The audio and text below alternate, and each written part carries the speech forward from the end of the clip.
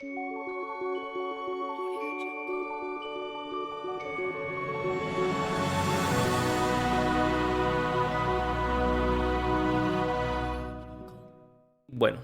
el día de hoy me acompaña mi compañero de UBEC y amigo Gianfranco Pemiano. Gianfranco, ¿cómo estás? Hola, ¿qué tal, Hans? ¿Cómo estás? Gusto de estar aquí en este primer video.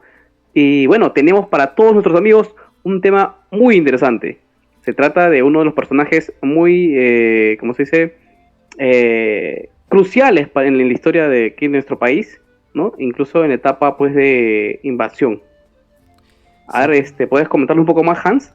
claro. Y de hecho, han habido investigaciones, pero no no hemos abordado Tan tanto profunda, este ¿no? personaje como debería Así ser, es. ¿no?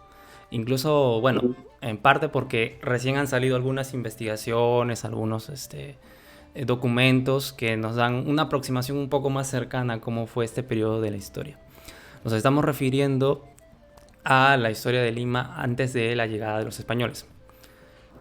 Hablar sobre la historia de Lima es hablar sobre una serie de invasiones, guerras y desastres naturales que convergieron en esta agitada zona del valle del río Rímac, cuya importancia y prestigio se venía dando mucho antes de que Francisco Pizarro la termine nombrando la ciudad de los reyes allá por el año de 1535.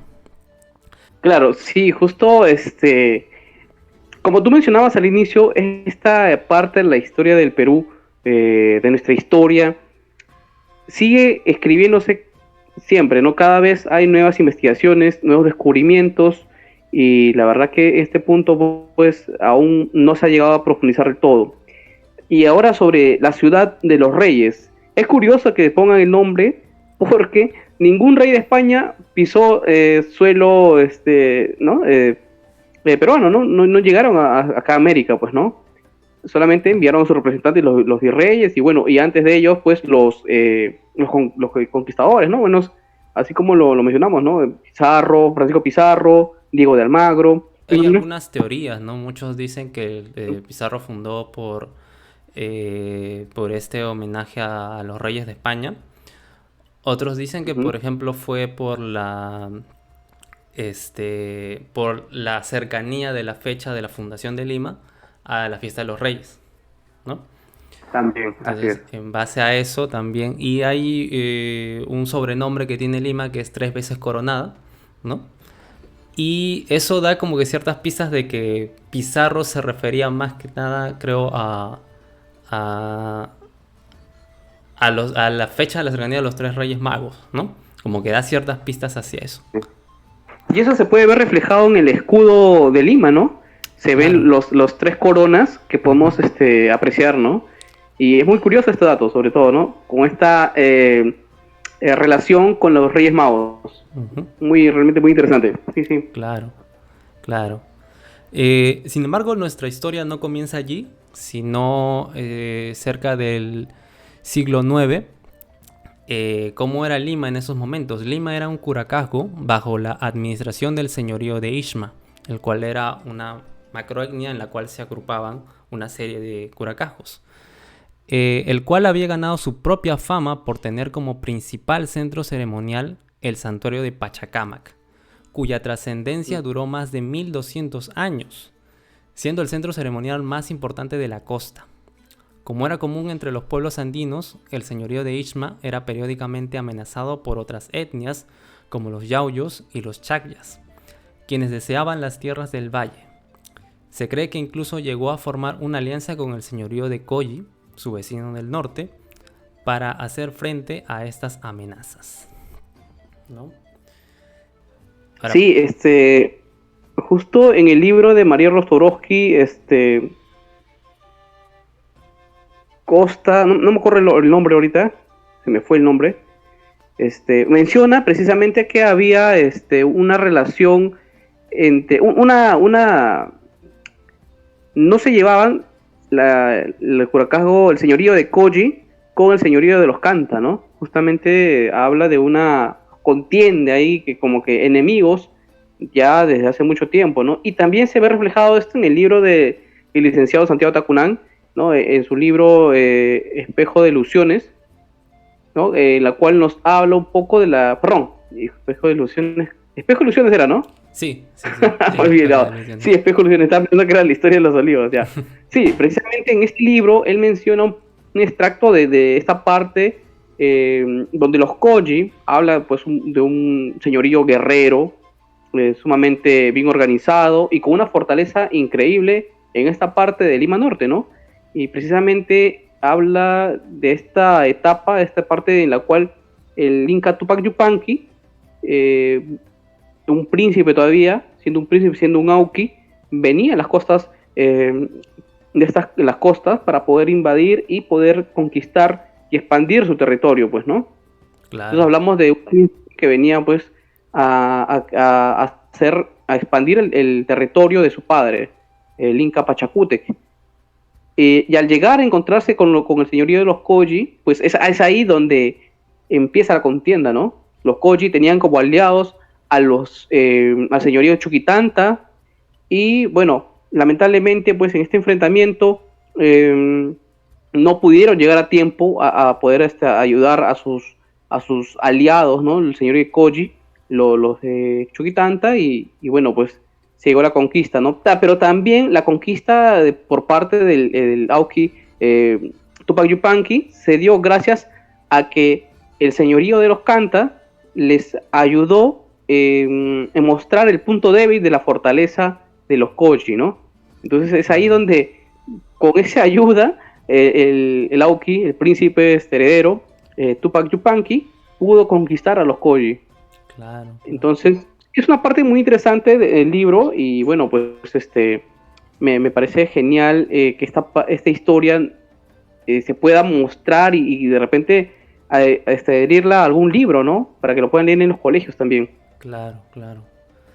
Y claro, bueno, y cuando ocurrió este proceso de invasión en el Curacajo de Lima y todo lo que comprendía el Valle del Río Rímac, pasó a estar bajo control del Tahuantinsuyo. Las autoridades locales tuvieron que jurarle lealtad al Inca para mantener sus puestos. Asimismo, el centro ceremonial de Pachacamac conservó su importancia, siendo incluso ampliado y añadiendo edificaciones como el Templo al Sol y un Aquiahuasi, que era el templo de las escogidas. Sin embargo, nada les haría sospechar que un pequeño contingente de exploradores venidos de tierras lejanas se estaban abriendo paso poco a poco por estas tierras, quienes, lejos de ser percibidos como una amenaza, recibieron el apoyo de muchas etnias y señoras regionales quienes se encontraban inconformes con la administración inca, ¿no? Hay que señalar allí que muchos curacajos que pasaban a formar parte del imperio inca como tal, o parte del Tahuantinsuyo, mejor dicho, no había los incas nunca impulsaron ese sentimiento de formar parte ¿no? de una gran nación, de tener una identidad, sino que por el contrario solían dejar que los pueblitos mantuvieran su identidad. Incluso con esta parte del santuario de Pachacamac, ¿no? Lo normal hubiera sido, no si hubiera sido otro imperio en otro lado del mundo, ¿no? Lo normal hubiera sido quitarles a sus ídolos, ¿no? Y implantar los suyos, como ocurrió con los españoles con la conquista del Tahuantinsuyo, ¿no? Sin embargo, los incas no eran así. Ellos de cierta manera respetaban las creencias, ¿no? Y siempre y cuando ellos impulsaran el culto al sol, los pobladores también podían tener sus propias creencias, sus propias costumbres, ¿no? Y las mantenían. Eso, de cierta manera, los ayudaba a mantenerse congraciados, pero al mismo tiempo podría ser un arma de doble filo, ¿no? Porque Así es. que te quitaba ese sentimiento de identidad, ¿no? Sí, de verdad, como tú lo mencionas, Si bien es cierto, eso lo permitió expandirse más, llegar, ¿no? A más, ampliar su territorio, expandir su territorio, fue como un arma de doble filo porque había muchos que no estaban de acuerdo, pues, con ser gobernados por el Inca, pues, ¿no? Entonces, ¿qué sucede ahí, pues, no? Aún mantenían todavía ciertas costumbres y eso, pues, ellos, aprovecharon para poder tumbarse al imperio a la llegada de los españoles, ¿no? Porque no había un sentimiento de nacionalismo, ¿no? Yo pertenezco al imperio. Entonces, no, ellos siempre tenían esa costumbre, yo pertenezco a tal sociedad, ¿no? Yo pertenezco a tal señorío y bueno, mi señorío es lo importante, pues, ¿no? Por ejemplo, el caso de los huancas, ¿no? No se sentían incas realmente, pues, ¿no? Igual con los Claro. chachapoyas. La caída del Tahuantinsuyo también se da un poco por eso, ¿no? Porque no había un sentimiento de nacionalismo, de identidad, ¿no? Ujú. Inca, como se debió ser. Bueno, fue muy corto el tiempo también, pues, de los incas, ¿no? Pero sí, muy buen dato, Hans. Claro, de hecho los curacajos le tenían más aprecio a su curaca local, ¿no? Así Que es. al, o sea, al Inca. El Inca lo veían como que, ah, es ese señor que está en Cusco, ¿no? Y que supuestamente nosotros tenemos que rendirle homenaje, tenemos que destinar parte de nuestros cultivos a ese señor que no lo conocemos ni quién sabrá Dios qué hace allí, ¿no? Seguirá expandiendo territorios, pero no había ese sentimiento, ¿no? Cosa que Así sí es. impulsaban, por ejemplo, España, Portugal, otros imperios, ¿no? En esa Así época. es. Y bueno, cuando ocurrió esta expansión, esta incursión de los españoles en el valle del río Rímac, el que debía lidiar con los extranjeros era el curaca Taulichusco, que es el protagonista de esta historia. Él y su descendencia también. Sin embargo, a pesar de actuar como administrador de estas tierras, realmente no era oriundo de esta región, sino que había sido designado por el gobierno cusqueño, pues era yanacona de Mamavilo, quien era una de las esposas del inca Huayna Cápac. Además, uno de sus hermanos, Cachapaxa, con quien compartía el curacazgo, era también yanacona de este inca y residía con este en el Cusco. Por lo que mientras el señorío de Ichma recibía a los extranjeros con los brazos abiertos, viéndolos como posibles aliados para confabular contra el régimen del Cusco, Taulichusco era solo un funcionario que debía su posición a los nobles del Tahuantinsuyo, ¿no? Así es. Claro, Sí, de verdad que. ¿Cómo habrá sido ese momento, pues, el choque cultural, pues, ¿no? Yo me imagino que, bueno, los españoles llegaron hasta esta parte de Lima guiados por el Capacyan, ¿no? La ruta inca, pues, ¿no? No veo otra manera de cómo ellos hayan podido trasladarse por la geografía peruana también, como son, es muy complicada, pero llegar a este centro, pues, parte de Lima, ¿no? Ver que realmente la constitución de agricultura, la formación de las tierras y ver que también hay una persona, un curaca, que está liderando, está administrando, pues habrá sido pues realmente muy interesante y para los españoles, ¿no? Ver un lugar estratégico para poder posicionarse también por la cercanía al mar. claro. Y de hecho, esa forma de gobernar de los curacajos también debió chocarles a los españoles, ¿no? Porque era como que, o sea, sí, Taulichusco era el curaca que estaba en la zona del Valle del Río Rímac, ¿no? Pero también él dividía su autoridad, ¿no? Con su hermano Caxapaxa, Capaxan, Capaxan, ajá. quien estaba al lado del Inca, ¿no? En la región del Cusco, ¿no? Esto era como que la dualidad andina que siempre está bien puesta en casi todo lo que corresponde a la cultura inca, ¿no? Y esa era la forma Así de es. gobernar. Y sí, como tú dices, ¿no? O sea, toda esa visión, esa forma de hacer política debió ser un quebradero de cabeza para los españoles en ese momento, ¿no? Claro, claro, porque por lo mismo como el sistema político y económico de Europa pues era muy diferente y esto habrá sido pues algo totalmente desconcertante para ellos, pues, ¿no? Ujú. Ver que lo puedan gobernar de dos y que, bueno, pues sea una autoridad aquí en la parte de Lima, pues, ¿no? Claro, claro. Y bueno, en esta zona del Valle del Río Rímac, Taulichusco era un curaca privilegiado, se podría decir, ¿no? Primero porque era un hombre cuya administración, toda su administración abarcaba zonas como por ejemplo las zonas de Late, que ahora conocemos como Ate, ¿no? Uringuancho, que ahora conocemos como Lurigancho.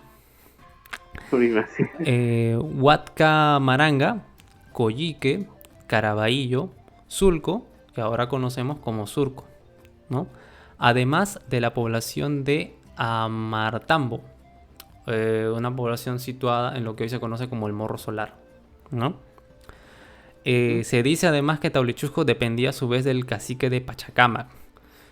Su palacio estaba ubicado donde hoy está el Palacio de Gobierno, abarcando las calles de Pescadería, Camaná, Polvos Azules, el área de Correo y la Casa Aliaga, ¿no? Esos eran los dominios. Prácticamente todo el dominio de Lima metropolitana, ¿no? Claro. Sí. De hecho, o sea, las veces que hayas ido a pasear por Girón de la Unión hasta llegar a la Plaza de Armas, todos esos territorios comprendían el Curacajo de Lima, ¿no? Y la casa de Taulichusco estaba situada justamente donde hoy en día es Palacio de Gobierno.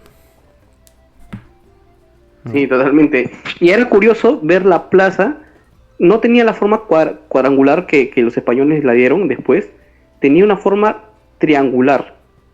Y eso era lo curioso, ¿no? Incluso estaba donde actualmente pues está la Catedral de Lima, había una huaca también sumamente importante, ¿no? Uh-huh. Y bueno, me hubiera encantado también de repente poder ver cómo hubiera sido, pues, ¿no? Las construcciones, las viviendas, el tipo de arquitectura que hubiera ahí en esa zona, pues, ¿no?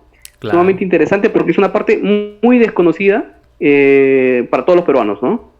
Sobre todo la parte de la arquitectura, de las construcciones, ¿no? De las propiedades de aquella Lima que ya desapareció, bueno, de esa parte, ¿no? En cual ya prácticamente estamos nosotros encima, prácticamente de nuestras construcciones están encima de esas propiedades o de esas huacas que estuvieron en aquel entonces, ¿no? Claro. Y hay que también decir que el Curacajo de Lima era también privilegiado no solamente por las zonas que abarcaban, sino también porque era un curacajo que estaba cerca al río y poseía el control del agua destinada para la parte baja del valle. Esto era un recurso muy importante para toda esta zona. Quizás es también por esta ubicación estratégica que Francisco Pizarro eligió esta zona para fundar la ciudad de los Reyes, ¿no? Luego de haber intentado en otros lugares como Jauja, con resultados no tan alentadores. Así es, como toda civilización, pues siempre ha necesitado el hombre la cercanía de ríos, pues, ¿no? Por ejemplo, en China, pues el río Azul, el río Amarillo, en Mesopotamia, el Éufrates, el Tigris, Egipto, el río Nilo, y aquí no era la excepción. Entonces el hombre tenía esa necesidad, pues, de poder hacer sus construcciones, y en caso de repente no haya ese tipo no haya agua o un río cercano, pues realizar acueductos, ¿no? Que también se ha visto muy buena, ¿cómo se dice? Construcciones hidráulicas y acueductos en el Cusco, ¿no? Realmente con el río Urubamba, muy interesante.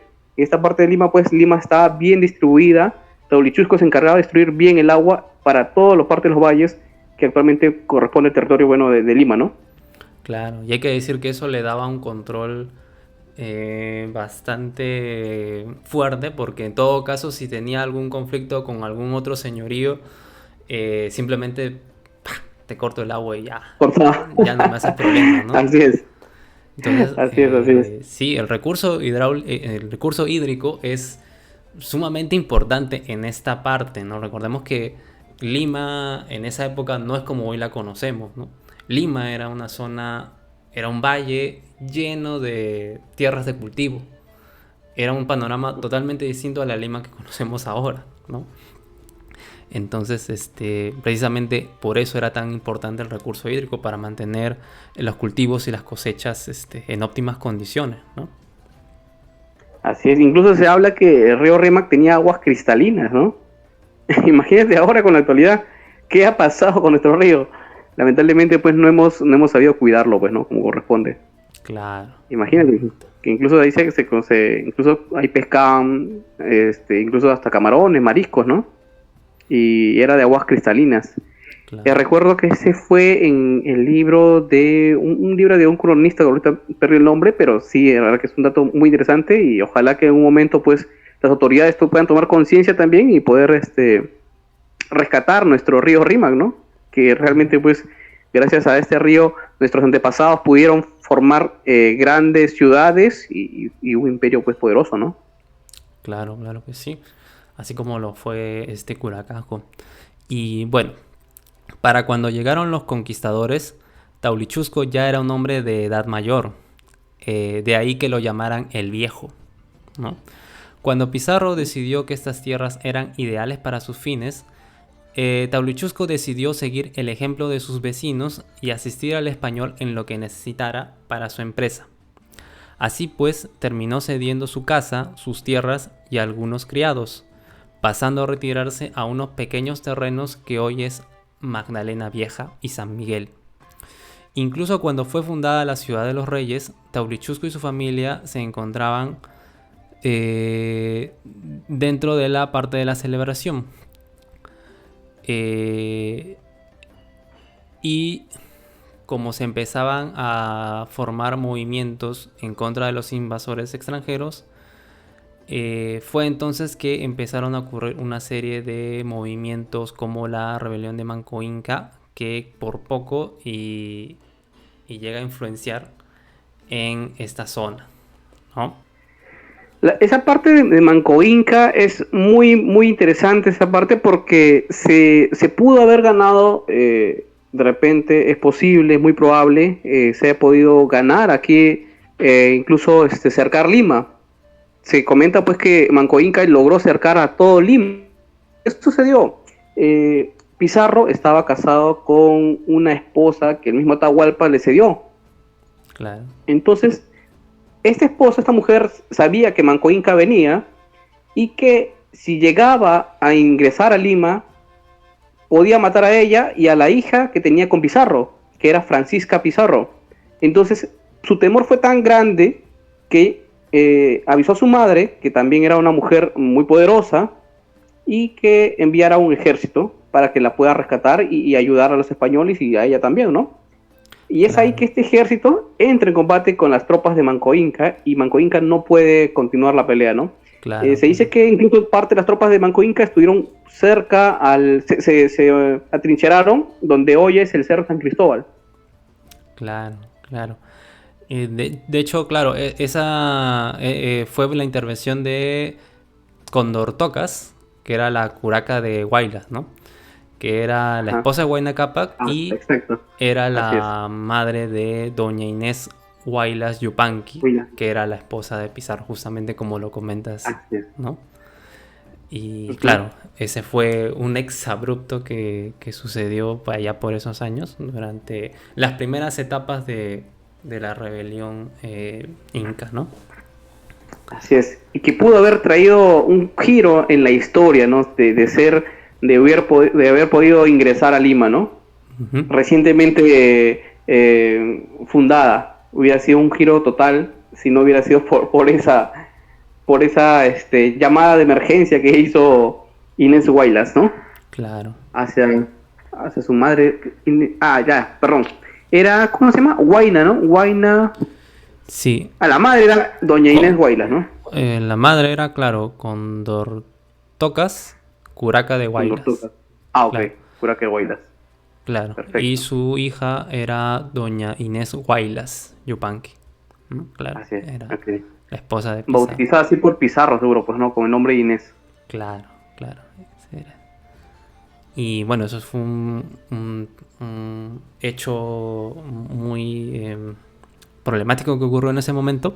Pero pasado ese exabrupto, Taulichusco falleció en el año de 1541, poco antes del asesinato de Pizarro, siendo sucedido por su hijo Huachainiamo, quien había sido corregente de este, ¿no? Como ya habíamos hablado del sistema de dualidad Ujú. en los Gobierno con su curacajos. padre, ¿no? Ajá, co-gobernó con su padre, quien ya estaba mayor de edad, y eso le permitió a Huachainaimo tener mayor experiencia, ¿no?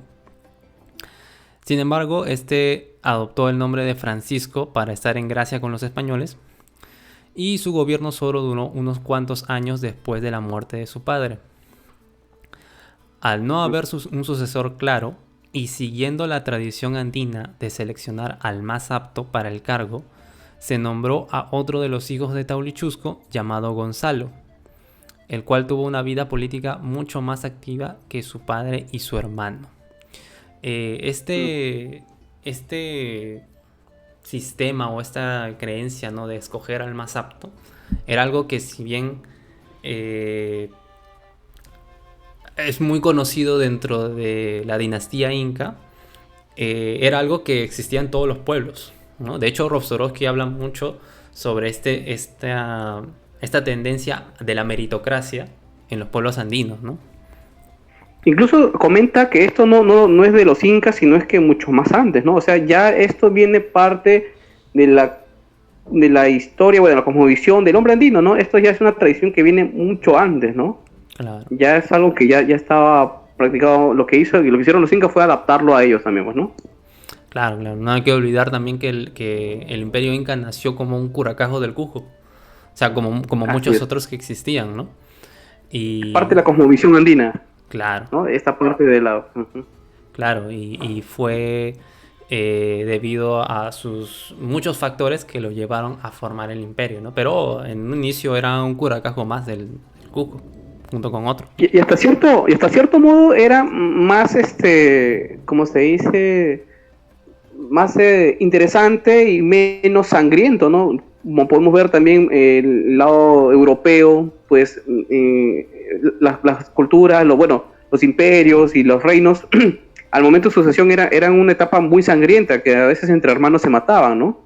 Y al menos esta forma, este sistema ayudaba a que se pueda llevar una transición de nuevo curaca o nuevo rey o nuevo emperador de una manera no tan sangrienta ni tan violenta, ¿no?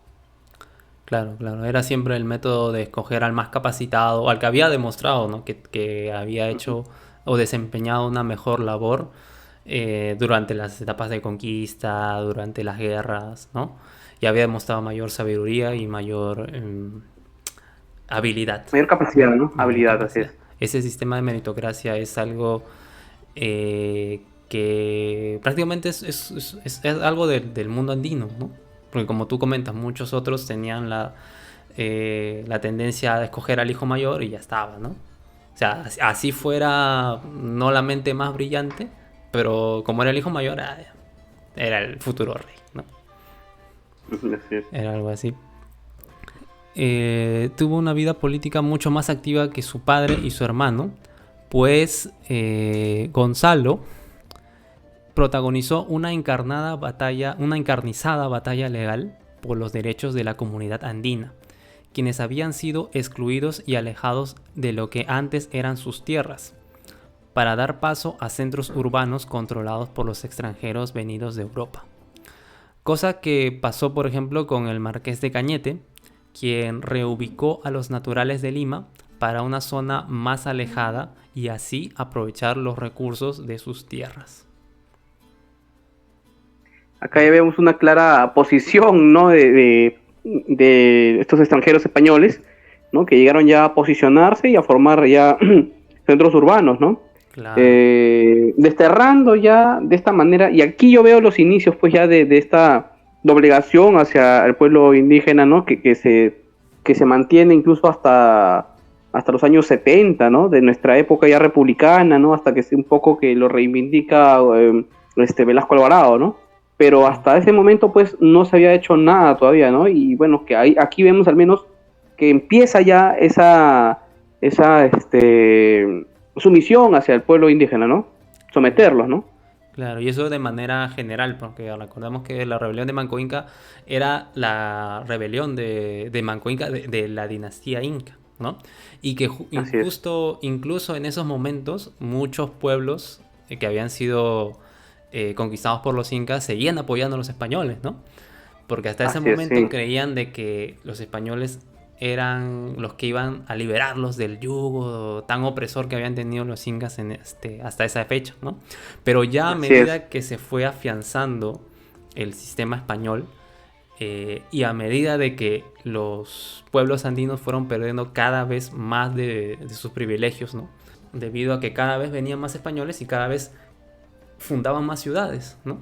Y Lima pasó a convertirse completamente en el centro urbano y en el centro económico y político de todo el virreinato del Perú, ¿no? Y es así que en ese escenario, pues los pueblos andinos perdían cada vez mayor y mayor importancia, ¿no? Y en base a eso también ocurrió esa falta de derechos, ¿no?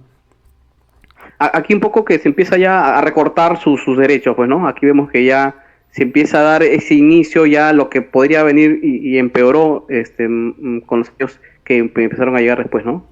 Claro, claro. Y como si no fuera suficiente esto, este curaca Gonzalo tuvo que lidiar con las injusticias del sistema de tributo, que se hacía más cuantioso por la baja demográfica. Según María Rostorovsky en uno de sus artículos, en un manuscrito del Archivo General de Indias, don Gonzalo solicitaba que por lo menos se le perdonase a él y a su gente el pago del tributo y deseaba también no ser encomendado en persona alguna, sino permanecer bajo la autoridad de la corona. Sus súplicas no tuvieron respuesta y siguieron los indígenas sufriendo la pesada carga del tributo, ¿no? Que esto tiene que ver mucho con el sistema de encomiendas que se vino a afianzar, ¿no? En estos tiempos, y que obviamente era un sistema que pedía una retribución a los pueblos indígenas y que causó que prácticamente pasaran a ser un pueblo de esclavos prácticamente, porque en las encomiendas se cometían muchos abusos, aparte de esto, ¿no? Así es, así es. Sí, pues es lamentable con esto y bueno, pues aquí vemos ya a un hijo de Taulichusco ya maduro, ¿no? Y reclamando pues derechos que realmente le corresponden y que le estaban siendo recortados. Vemos uno de los primeros, por decirlo, líderes que empezó a reclamar por su gente, por su pueblo, ¿no? A reclamar los derechos que le correspondían, pues, ¿no? Por herencia, ¿no? Claro, claro. Y de hecho, esta familia, un Tablichusco y sus dos hijos, podrían ser considerados como uno de los precursores de lo que luego sería el movimiento revolucionario, ¿no? Los precursores de la independencia, ¿no? Recordemos que Tupac Amaru II se rebeló precisamente por ese sistema de encomiendas, ¿no? Así es. Ya te da una idea de cómo se iba creando o fomentando este resentimiento, esta indignación, este sentido de injusticia de los pueblos andinos por el virreinato o todas las leyes que existían dentro del virreinato, ¿no? Poco a poco el sistema que habían impuesto los incas, ¿no? Se iba desmoronando a su vista, pues, ¿no? Ahí mismo ellos podían ser testigos de todo este desmoronamiento del sistema y la impotencia de no poder hacer nada, pues, ¿no? Ya que había todavía curacazgos y señoríos que estaban a favor de estos extranjeros españoles, ¿no? Y lamentablemente el pequeño reducto que tenía Manco Inca pues no podía hacer nada, incluso no llegaron a tomar el Cusco porque también pudieron haber tomado el Cusco, pero lamentablemente se quedó en nada, ¿no? Entonces lo único que hicieron Manco Inca pues refugiarse en Vilcabamba, ahí es donde vivieron al menos un buen tiempo ahí, ¿no? Claro, los incas de Vilcabamba es una historia también muy interesante que Sí, también sí, sería la verdad digna que sería de... genial poder contarlo también en una próxima. Sí, sí, sería digna de contar. Pero por ahora tenemos que la historia de Tablichusco y de su descendencia fue precisamente esa, o sea, el tener que ceder sus territorios en base a la imposición de los conquistadores españoles, y que luego vieran que no contentos con despojarlos y desterrarlos hacia zonas más alejadas de lo que era su antiguo hogar, se cometieron una serie de injusticias para ellos, ¿no? Con el sistema de las encomiendas, y cosa que Gonzalo trató de enfrentar por vía legal, ¿no?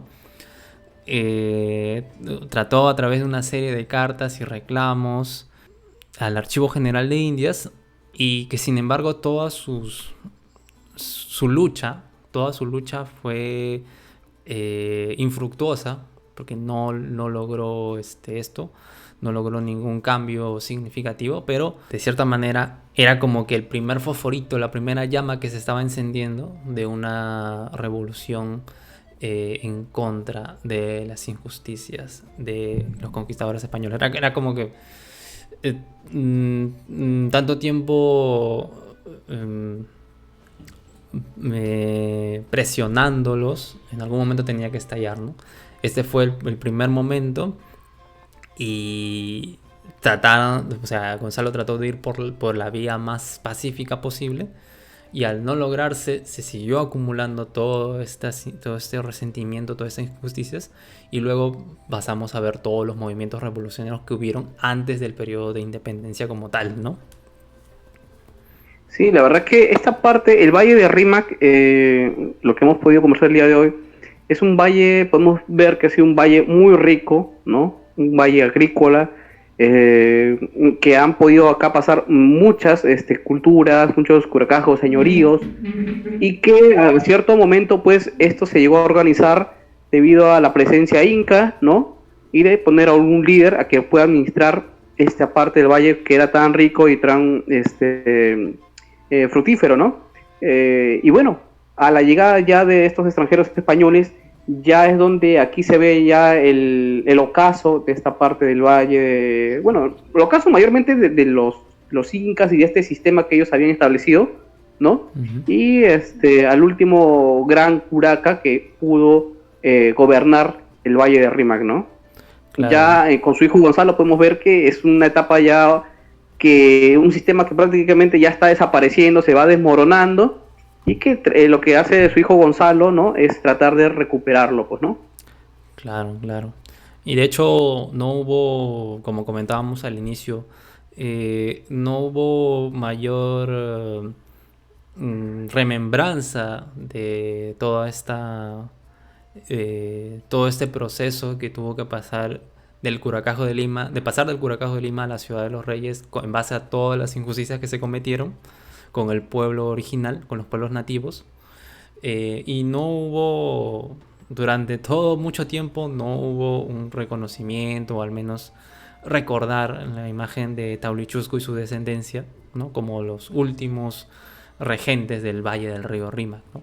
Hasta hace poco, que en los años 80, cerca a la Plaza de Armas, por lo que es el pasaje Santa Rosa, se inauguró un monumento en homenaje a este último curaca, ¿no?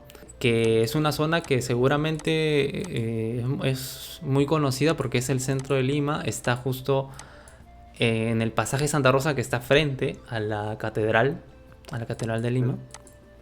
Así es, debería haber mayor presencia en los libros de historia, en los colegios, de este gran personaje como lo fue Taulichusco, ¿no? El último gran curaca del Valle de Rímac. Realmente ahí es una parte de la historia que debemos, como todo peruano, recordar y tenerlo siempre presente, por la importancia que tuvo pues esta parte del valle, ¿no? Que la importancia que tuvo y que actualmente lo tiene, ¿no? Lima, aparte de su rica historia, pues tiene una posición estratégica en la cual pues tuvo uno de los puertos más importantes de aquella época, ¿no? Que fue el Callao. Entonces Lima siempre tuvo esto de poder resaltar, siempre fue una zona estratégica, y la rica historia que la acompaña pues, ¿no? Nos da nos hace sentir orgullosos de que de vivir en esta parte del Perú, pues, ¿no? Que es la capital.